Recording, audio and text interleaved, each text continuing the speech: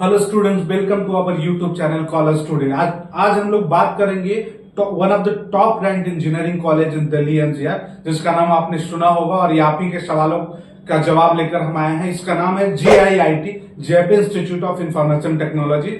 ये college Delhi NCR के नोएडा में स्थित है, जिसकी स्थापना 2001 में हुई थी और 2004 में JIIT जो है डीम्ड टू बी यूनिवर्सिटी हो गई है। JIIT के अंदर में इंजीनियरिंग के कई ब्रांचेज हैं, जैसे computer science engineering, electronic and communication engineering, information technology हो गया। उसके अलावा और भी कई, जैसे एमटेक प्रोग्राम हो गया, MBA प्रोग्राम हो गया, डॉक्टरल का PhD प्रोग्राम भी है, BBA हो गया, BCA हो गया, BACIT प्रोग्राम हो गया, ये सारे MSc प्रोग्राम हो गया। यहाँ कई बीटेक और एमटेक के इंटीग्रेटेड प्रोग्राम भी चल रहा है, MCA का प्रोग्राम भी चलता है। तो आज हम खास तौर पे बात करेंगे बीटेक प्रोग्राम की, जो आपकी इंक्वायरी आ रही थी, आप जानना चाहते थे। तो जेपी जो है one of the top rank engineering college in Delhi NCR. JIIT का जो पहला कैंपस है वो नोएडा के सेक्टर 62 में है।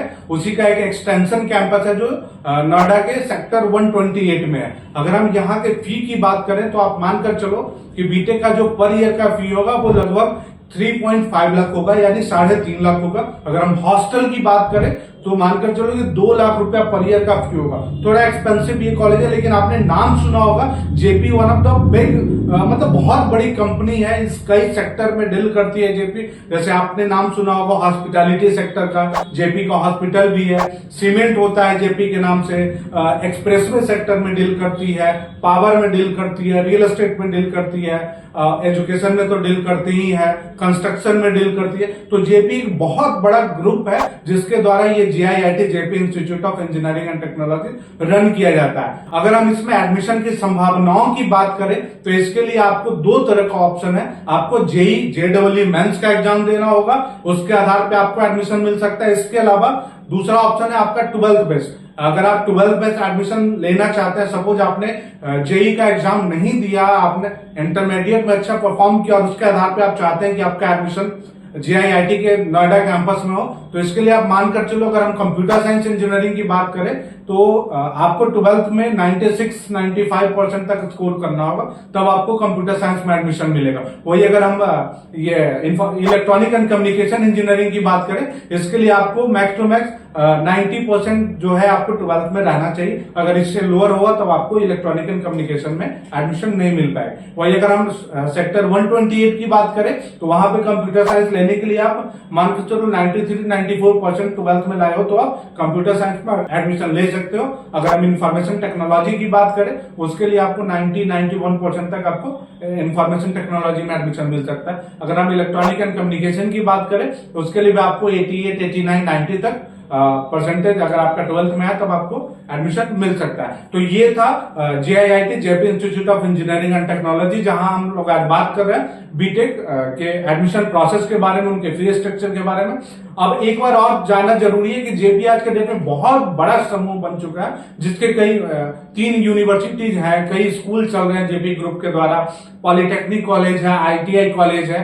तो ये बहुत बड़ा ग्रुप बन चुका है। अगर आप ओवरऑल कंक्लूड करोगे तो लगभग करीब 35,000 बच्चे आज जेपी ग्रुप के अंदर में पढ़ रहे हैं।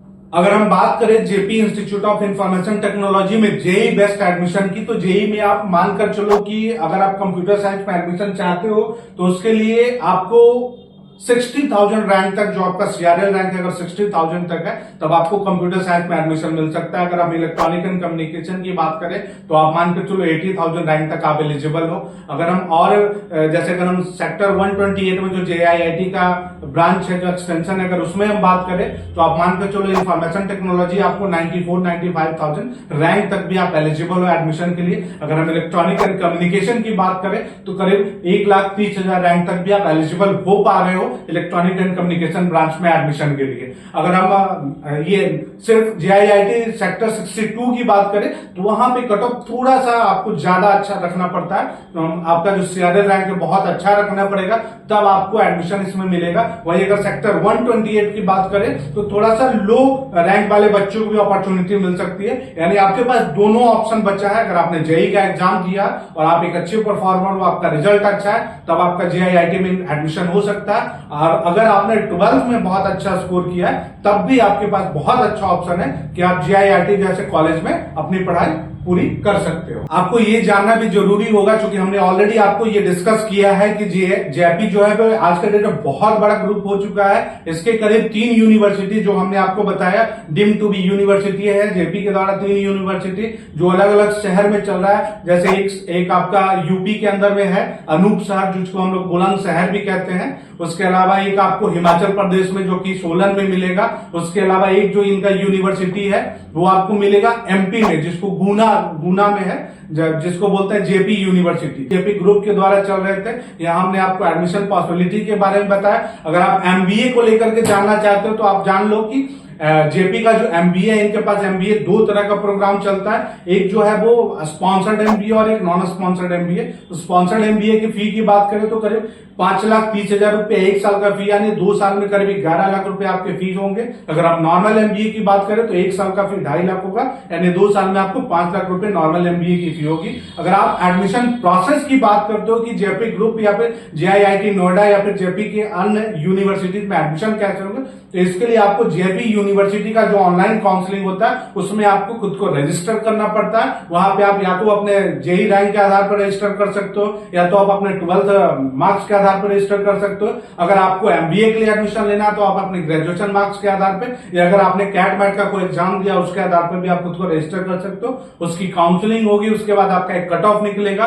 कट ऑफ के बाद आपको कॉलेज अलॉट किए जाएंगे। आपकी काउंसलिंग होगी जहां पे आपको सारे ओरिजिनल डॉक्यूमेंट्स लेकर के कॉलेज कैंपस में जो आपको अलॉट किया जाएगा, या तो वो गुना हो सकता है या अनूप शहर हो सकता है या तो वो सोलन हो सकता है। इन किसी कैंपस में आपको बुलाया जाएगा जहां आपको अपने सारे डॉक्यूमेंट्स लेकर के प्रस्तुत करने पड़ते हैं। उसके आधार पे आपको डॉक्यूमेंट वेरिफिकेशन कराने के बाद आपको कॉलेज अलॉट किया जाएगा। वहीं पे आपको ये पता चलेगा कि आपको कंप्यूटर साइंस इंजीनियरिंग अलॉट हुआ है, इंफॉर्मेशन टेक्नोलॉजी अलॉट हुआ है या electronic and communication engineering allot हुआ है। तो बच्चों ये था आज का जो हमारा वीडियो था, वो आपके डिमांड पे हमने बनाया था, JP institute of information technology. आप कंफ्यूज मत होइएगा, इसका नोएडा में 2 कैंपस है, एक नोएडा 62 और नोएडा 128।